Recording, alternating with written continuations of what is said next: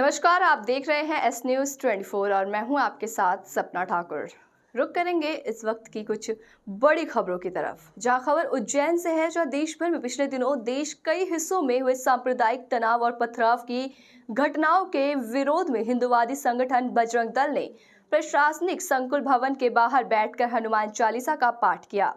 कुछ समय पहले देश भर में लगातार हो रही सांप्रदायिक तनाव और पत्थरबाजी की घटनाओं के विरोध में उज्जैन में आज हिंदुवादी संगठन बजरंग दल ने प्रशासनिक संकुल भवन के बाहर बैठकर हनुमान चालीसा का पाठ किया। भाई संगठन के लोगों ने एडीएम संतोष टैगोर को राष्ट्रपति के नाम ज्ञापन सौंपा और पथराव करने वाले वर्ग विशेष के लोगों को जिहादी आतंकवादी बताते हुए उचित कार्रवाई की मांग की गई है। भैया आज संकुल भवन के बारे आपने दर्शन किया है, हनुमान चालीसा का पाठ भी किया है, किस तरह का आपने ज्ञापन दिया और क्या मांग? ज्ञापन का मूल उद्देश्य ये है कि पिछले 6 महीने के अंदर जो पूरे देश के अंदर एक अराजकता का माहौल धर्म विशेष के द्वारा जिहादियों के द्वारा किया जा रहा है। प्रशासन ने पूर्व में भी हमारी जो रामनवमी पे जो शोभा यात्रा निकली थी, रैलियाँ निकली थी, उस पर भी इन्होंने पथराव किया। उसको लेकर भी समय समय पर हम प्रशासन को अवगत कराते रहे और उनसे मांग करते रहे कि इस तरीके की सोच वाले व्यक्तियों को के ऊपर कड़ी से कड़ी कार्रवाई की जाए। अभी का विषय ऐसा है कि जो पिछले शुक्रवार के दिन नमाज पढ़ने के बाद में जो कुछ जिहादी तत्व के लोग हैं, उन्होंने पूरे देश में अशांति फैलाने का कार्य किया। हमने प्रशासन से मांग करी है कि इस तरीके के लोगों को चिन्हित किया जाए, क्योंकि प्रदेश में भी इस तरीके के पूर्व में घटनाएं घट चुकी है। तो पूरे देश भर में जो इस तरीके की विचारधारा के लोग हैं, जो देश को बांटने का काम कर रहे हैं, उनके खिलाफ कड़ी से कड़ी कार्रवाई की जाए। इन विभिन्न मांगों को और सोशल मीडिया के ऊपर भी लगातार देखने में आ रहा है, जब से ज्ञानव्यापी का में निर्णय आया है, उसके बाद से जो सोशल मीडिया पर भी कुछ जिहादी तत्व के लोग हैं, वो धर्म के खिलाफ अनर्गल प्रचार प्रसार कर रहे हैं। तो हमने प्रशासन से इन सभी मांगों को लेकर एक ज्ञापन दिया है और उनसे मांग करी गई है कि वो नज़र रखें इन सारी चीज़ों पर और इस तरीके की जो भी हरकतें जिसके द्वारा भी की जाती है उसके खिलाफ कड़ी से कड़ी कार्रवाई की जाए। नुपुर शर्मा के बयान के बाद इस प्रकार की स्थिति बनी, तो उस बयान पर आप क्या कहेंगे, किस तरह की आप टिप्पणी? देखिए, नुपुर शर्मा जी का जो बयान उन्होंने दिया है वो उनका एक व्यक्तिगत बयान है, उसके बारे में हम लोगों को टिप्पणी करना उचित नहीं है। उज्जैन राज्य विधिक सेवा प्राधिकरण जबलपुर एवं माननीय प्रधान जिला एवं सत्र न्यायाधीश महोदय R.K. वाणी साहब के निर्देशानुसार जिला विधिक सेवा प्राधिकरण उज्जैन में उज्जैन नगर के लगभग 15 विभिन्न समुदायों के प्रतिनिधियों की एक बैठक का आयोजन प्राधिकरण के कार्यालय में किया गया। इस अवसर पर प्राधिकरण के सचिव जिला न्यायाधीश अरविंद कुमार जैन के द्वारा उपस्थित प्रतिनिधियों को संबोधित करते हुए बताया गया कि सामाजिक समरसता को बढ़ावा देने के लिए सामुदायिक स्वास्थ्य स्तर मध्यता केंद्रों की स्थापना बहुत उपयोगी है। सभी समुदाय के प्रतिनिधियों से इस दिशा में सार्थक पहल किए जाने का आह्वान किया गया। बैठक में विभिन्न समाजों के प्रतिनिधियों के द्वारा इस कार्यक्रम के योजनाओं को अच्छा एवं बेहतर बनाने के संबंध में अपने अपने सुझाव दिए। इस अवसर पर ब्राह्मण, जैन, तेली, खाती, मुस्लिम, सिंधी, मालवीय, वाल्मीकि, प्रजापति, बोहरा, सरदावी, सैन, आजना, बजंग, बजारा, बाली, बैरवा, मौड़, दशहरी, नागर, अग्रवाल समेत कई आदि समाज के लोग भी उपस्थित रहे।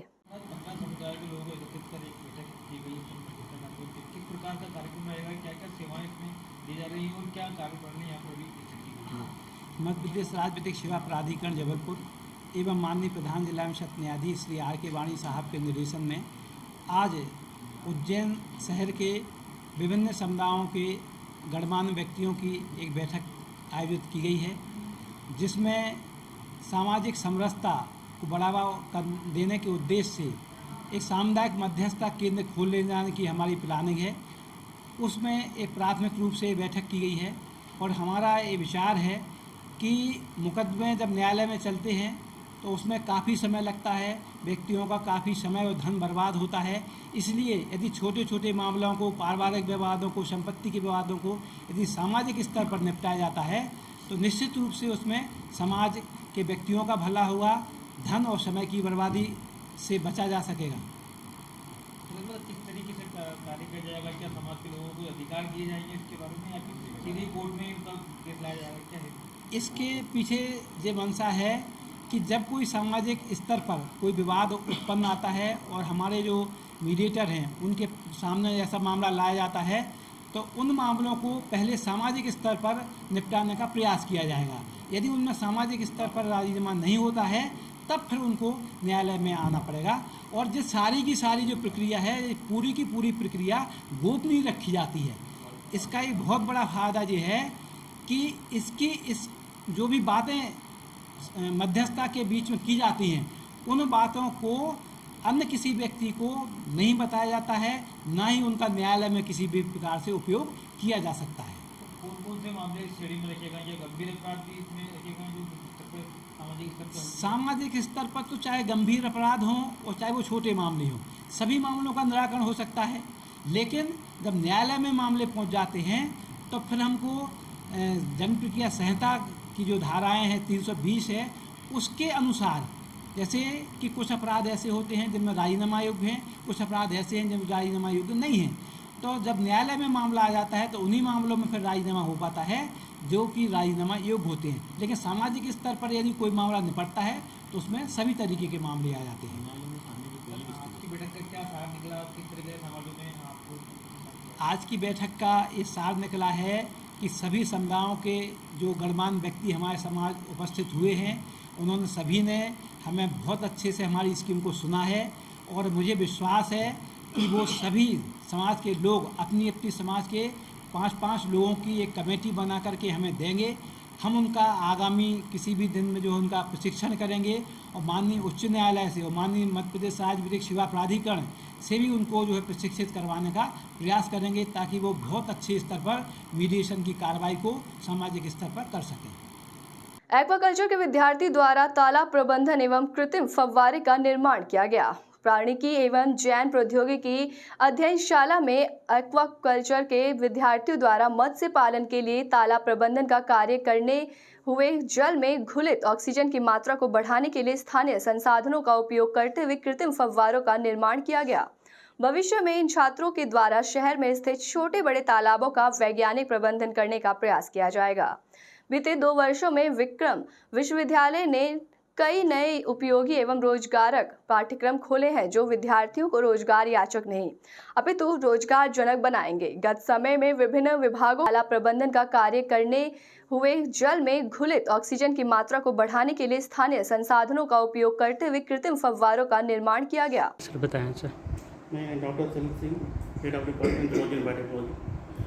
हमारे यहाँ कई सर्टिफिकेट डिप्लोमा कोर्स चल रहे हैं, जिनमें से एक चल रहा है certificate and diploma in aquaculture. उन्हीं में से कुछ विद्यार्थियों ने जो अभी प्रोजेक्ट के तहत अभी पॉन्ड डेवलपमेंट सिस्टम अभी डेवलप किया है, जिसमें फाउंटेन भी इन्होंने आर्टिफिशियल तरीके से डेवलप किया है, जिसमें इन्होंने इसके लिए जो काम के लिए जो कौशल विकास होता है दक्षता के लिए, इन्होंने इसके लिए कंसल्टेंसी भी तैयार किया है, जिसके थ्रू कहीं पर भी जो बाहर के किसान या फार्मर है तो अपना ये फिश कल्चर या पॉन्ड डेवलप कराना चाहते हैं तो इनसे आप कंसल्ट कर सकते हैं। आपका नाम? Doctor Salil Singh, head of department zoology and biotechnology. मेरा नाम हर्षवर्धन कदम है और अभी हम लोगों ने एक्वाकल्चर सर्टिफिकेट कोर्स किया है, जिसमें हम लोगों ने एक पॉन्ड मैनेजमेंट डेवलप किया है और उसके अंदर हम लोगों ने फाउंटेन भी लगाया है, जिसके साथ हम लोग वाटर एनालिसिस कर सकते हैं। Water analysis in the sense dissolve oxygen कितना है और बायोलॉजिकल ऑक्सीजन डिमांड उसमें कितना है। आप ऐसे अपने घर पर भी इसे डेवलप कर सकते हैं और साथ में उस वाटर की क्वालिटी भी चेक कर सकते हैं और साथ में जितनी भी फिशेज़ हैं जो कि कई सारी मलेरिया जो ख़त्म करती हैं, ऐसी फिशेज़ भी डाल सकते हैं। साथ में ऑर्नामेंटल फिशेज़ भी हैं जो आप इनके साथ में डाल सकते हैं। इसके साथ में हमारा जो एक्वाकल्चर कोर्स है उसके अंदर हम लोगों ने काफ़ी सारी रिसर्च की है, जिस प्रकार से हम लोगों ने पॉन्ड डेवलप किया है, प्लैंकटन्स डेवलप किया है और उसके साथ में हम लोगों ने मोटर लगाकर उसमें फाउंटेन डेवलप किया है और साथ में कभी फ़िल्टर बनाने की भी प्रक्रिया चालू है। इसके साथ में अभी हमारा कोर्स तो डेवलप हो ही रहा है और साथ में हमारे अभी मैं अध्ययनरत हूँ जूलॉजी एंड बायोटेक डिपार्टमेंट में। काफ़ी सारी अभी आगे और चल रही है। आपका नाम? मेरा नाम हर्षवर्धन कदम है। मैं 6th सेमेस्टर में बायोटेक एंड जूलॉजी डिपार्टमेंट में अध्ययनरत हूँ। पानी भरने से पहले उसकी लाइनिंग में मैन्योरिंग की थी एंड देन उसमें हम लोगों ने वाटर फिल किया था। उसमें प्लांट्स भी हैं, फिशेस को एक अलाइव एटमॉस्फेयर और एनवायरनमेंट प्रोवाइड करने के लिए। देन फाइनली हम लोगों ने उसमें एरिएशन के लिए और आई प्लीजिंगनेस के लिए फाउंटेन ऐड किया है कल, और ये हमारे एक्वाकल्चर का प्रोजेक्ट था। उसको बनाने में यानी क्या है, उसका उद्देश्य क्या था बनाने का? पॉन्ड मैनेजमेंट और पॉन्ड डेवलपमेंट सीखना है, प्रोसेस उसकी सारे स्टेप्स इन्वॉल्व होता है। उसमें क्या क्या है, आपने जो प्लांट में क्या क्या करा उसमें हम लोगों ने पहले तो उसको सनलाइट में रखा था ताकि जो माइक्रोब्स और वीड्स हैं वो सब वहाँ से रिमूव हो जाए। एंड जो अनवांटेड प्लांट्स थे वो भी रिमूव करे थे। फिर उसकी लाइनिंग की थी पॉन्ड की, फिर उसमें मैन्योर ऐड किया था, देन वाटर और फिशेस ऐड की थी, उसके बाद प्लांट्स ऐड किए थे ताकि फिशेस को एनवायरनमेंट प्रोवाइड हो, एंड देन उसके बाद हम लोगों ने फाउंटेन लगाया था ताकि इरिगेशन हो। आपका नाम बता दीजिए। समृद्धि राय, कौन से sem sir? 4th semester biotech honours. Samriddhi Rai, aquaculture certificate course. हमने एक्वाकल्चर के अंडर पॉन्ड डेवलपमेंट का प्रोजेक्ट लिया है, जिसके अंडर हमने पॉन्ड फिशेस को इंट्रोड्यूस किया, उनके लिए एक इकोसिस्टम क्रिएट किया और उस इकोसिस्टम में वो फिशेस अच्छे से रह पाएँ, इसके लिए हमने एक प्रॉपर ऑक्सीजन मैनेजमेंट का सिस्टम रखा, जिसमें हमने फाउंटेन्स का उपयोग किया है ताकि वो ऑक्सीजन लेवल मेंटेन रहे उस पॉन्ड का। और क्या है उसमें जो फैसिलिटी आपने क्या क्या करा है उसमें? उसके लिए हमने नेचुरल इकोसिस्टम डेवलप किया, उसमें हमने उनकी मैन्योरिंग की है और प्लांट्स लगाए हैं जो कि पानी में आराम से रह सके और पानी के अंदर जो फिशेस की रिक्वायरमेंट है उसको फुलफ़िल कर सके। इसको बनाने का क्या है पूरा जो डिपार्टमेंट से जो बनाया है, जो बाहर के जो अवर इसके लेकर आप करें तो आप कर सकते हैं इसके लिए बाहर? बिल्कुल, हम कंसल्टेंसी लेने के लिए बिल्कुल रेडी हैं। हमने ये एक प्रोफेशनल वे में ही इस प्रोजेक्ट को पूरा डेवलप किया था ताकि हम प्रोफेशनली भी कर सकें ये काम। आपका नाम बताइए। मेरा नाम पूर्णिमा त्रिपाठी है, मैं डिप्लोमा इन एक्वाकल्चर की स्टूडेंट हूँ, zoology and biotechnology department, Vikram university की।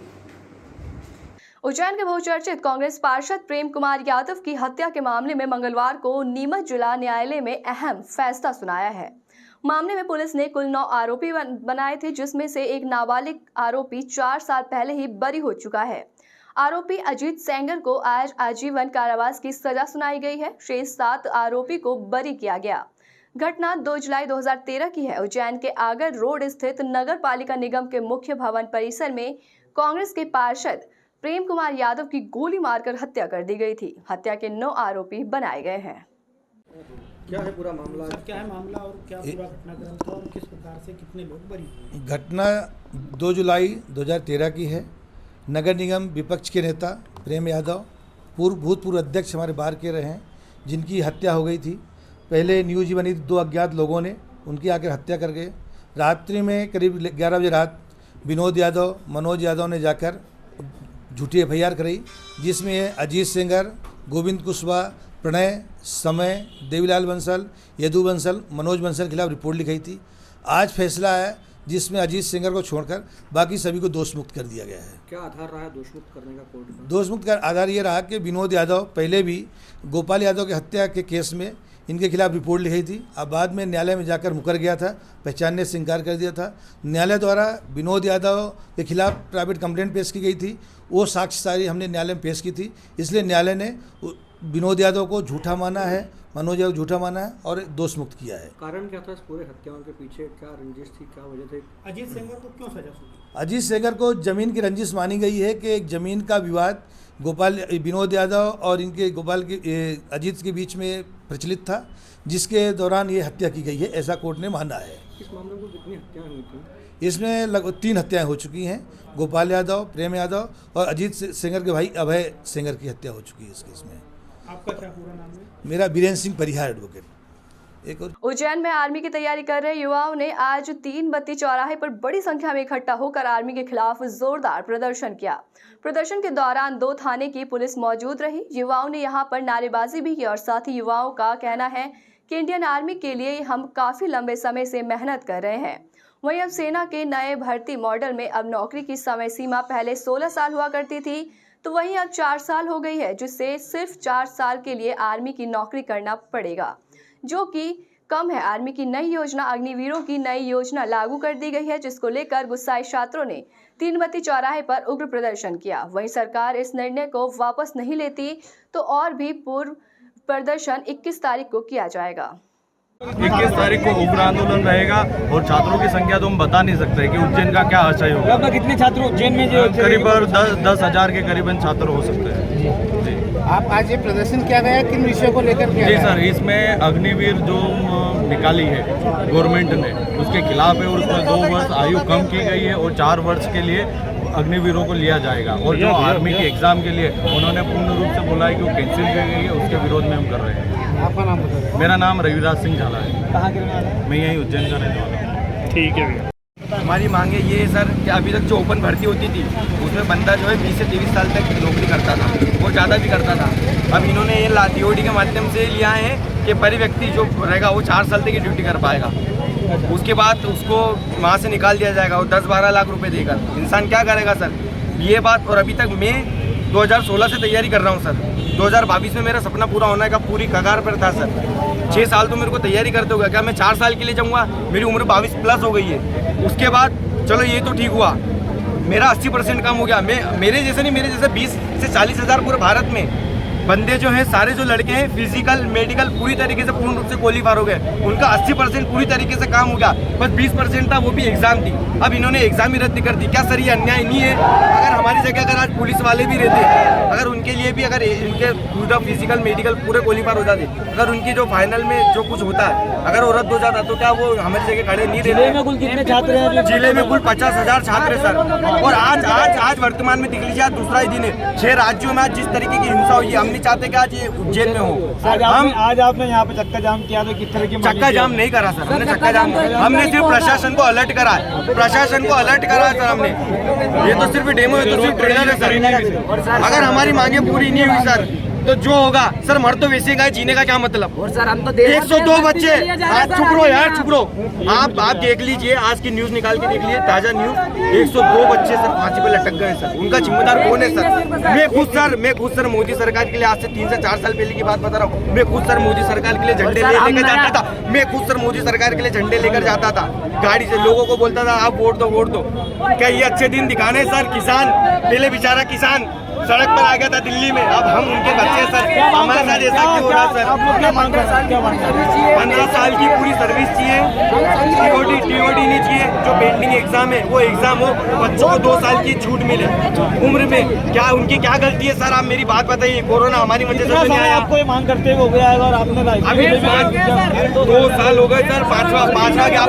पांचवा ज्ञापन दे रहे सर। मैं बोल रहा हूँ 5वां ज्ञापन दे रहे सर, 5वां ज्ञापन दे रहे, 4 ज्ञापन, 5वां ज्ञापन दे रहे, कुछ ही नहीं हो रहा सर। हम क्या करें सर, बताइए। जहां पूरे भारतवर्ष में विश्व हिंदू परिषद बजरंग दल ने धरना और महामहिम राष्ट्रपति महोदय को ज्ञापन दिया, तो वहीं धार जिले के कुक्षी में भी देश में बढ़ती इस्लामिक जिहादी कट्टरपंथियों द्वारा पथराव, आगजनी, लूटपाट जैसी घटनाओं के विरोध में बजरंग दल और विश्व हिंदू परिषद के सैकड़ों कार्यकर्ताओं ने कुक्षी पुलिस थाने पहुंचकर महामहिम राष्ट्रपति महोदय को ज्ञापन सौंपा।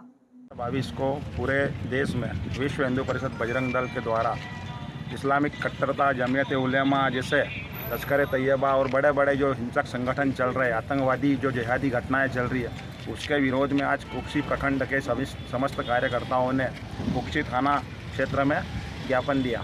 जय श्री राम। शोभा यात्रा से लेकर अभी तक लगातार हिंदू समाज पर हो रहे हमलों के विरोध में आज बजरंग दल पूरे भारत में धरना प्रदर्शन एवं ज्ञापन दे रहा है। इसी के संदर्भ में आज कुक्षी बजरंग दल के कार्यकर्ता एवं समस्त हिंदू समाज ने आज कुक्षी थाने पर पहुंचकर ज्ञापन दिया। और इसी के माध्यम से मैं 2 लाइन कहना चाहता हूं कि प्रभु मर्यादा पुरुषोत्तम प्रभु श्री राम जी के भक्त अगर अपनी मर्यादा भूलकर जिहादी रूपी रावण का अंत करने पर उतर आए तो फिर मत कहना। महाकाल के भक्त अगर तांडव मचाने पर उतर आया तो फिर मत कहना। बजरंग दल के बजरंगी अगर जिहादी रूपी वाटिका को तहस नहस करने पर उतर आया तो फिर मत कहना कि हिंदुस्तान में हमें डर लगता है। जय श्री राम। जय श्री राम। ऐसी तमाम बड़ी खबरों के लिए देखते रहिए एस न्यूज़ 24।